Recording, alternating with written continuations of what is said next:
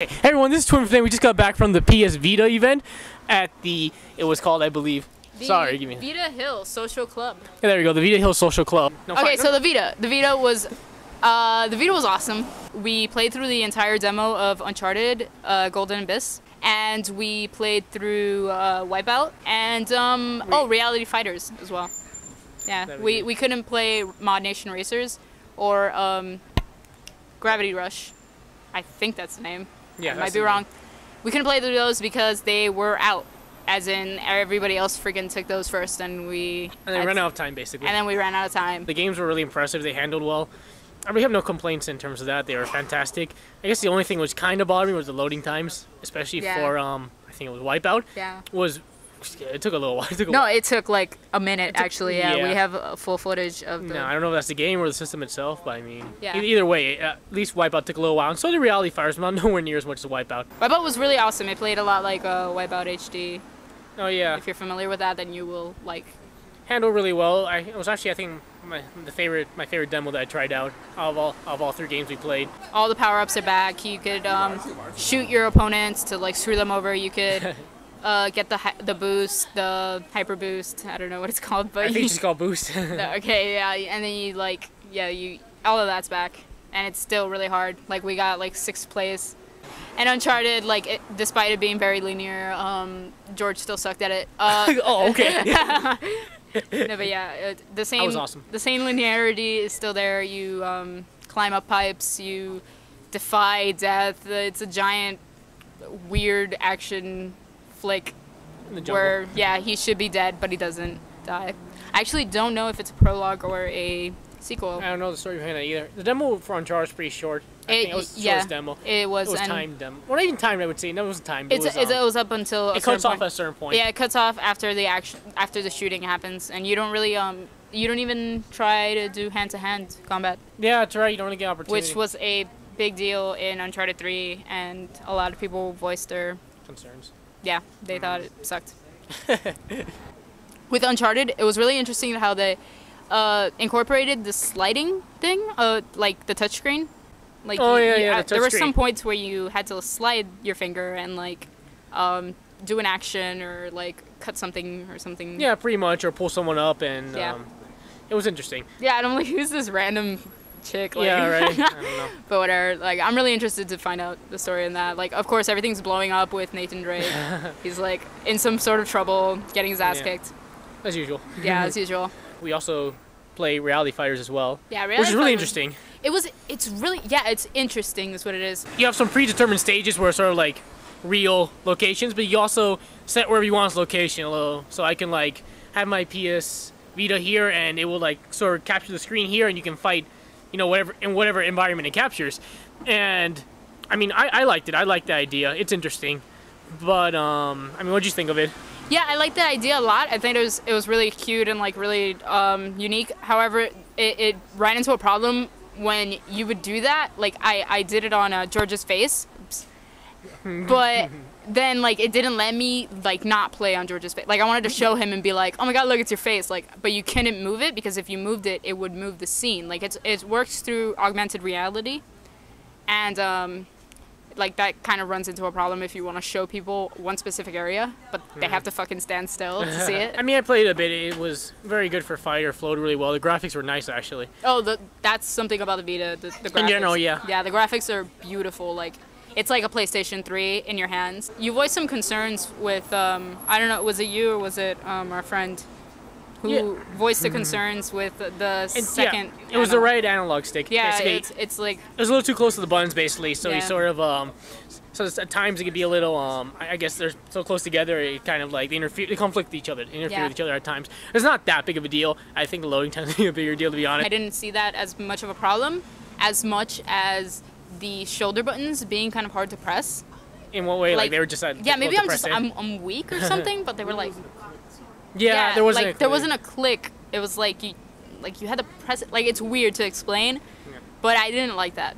And so, in some games, like in Uncharted, where you have to hold down the L, the left bumper rather, and press the right one in order to shoot. That could be a pain in the ass when you're trying to be really quick and just click, but you must push down completely. Oh, the screen the screen yeah, is the screen. really like big. Yeah, it's gigantic. It's impressive. Like I heard it was big, but I didn't. No, yeah, it's a nice looking screen too. Yeah, it's a lot. The console, I mean, the system itself is bigger than I thought, but you know, it's a good size. It's not like too cumbersome either. Yeah. So it's like, I think it's pretty close to what would be like a perfect size for a handheld system. Yeah, I love the buttons were fine. I personally liked using the control pad more than the analog stick. I'm actually the opposite. I like the analog sticks a lot more. Really? Yeah. Yeah, like you said, in Wipeout, you could use the analog stick, and then I found out you used the control pad, and I was like, oh, sweet. There's one thing. Yeah. The it's a really small little gimmicky thing. It's just thing. so when you start like playing the Vita, you have to like pull across in order to open.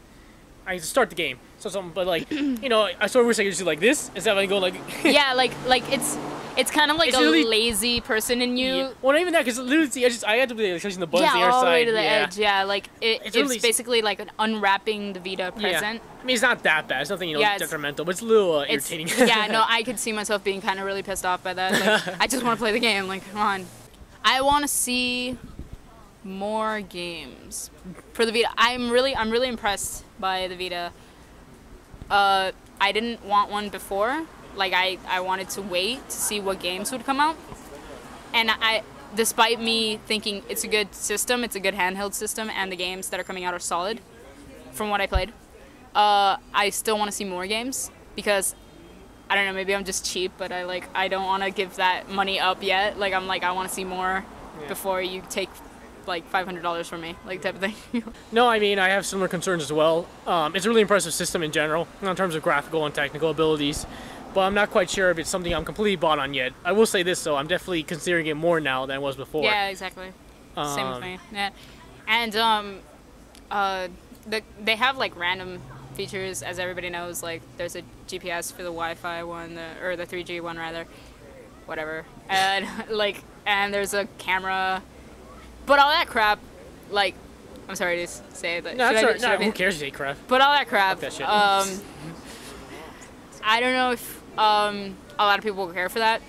Like, if you have a phone, you will be doing that with your phone. Might be better for younger gamers, I guess, who don't like have a phone. Yeah, even like 10-year-olds yeah. nowadays have phones. Exactly. So I don't know. Like I'm not sure if that's even a thing that should be there. But you know, it's cool for reality fighters, and if more games adapt that, then that's cool. That would be cool. Actually, I wouldn't mind seeing that, more games using those functions. Because that augmented reality was really cool. It was, despite the whole fucking like you have to keep it in that place.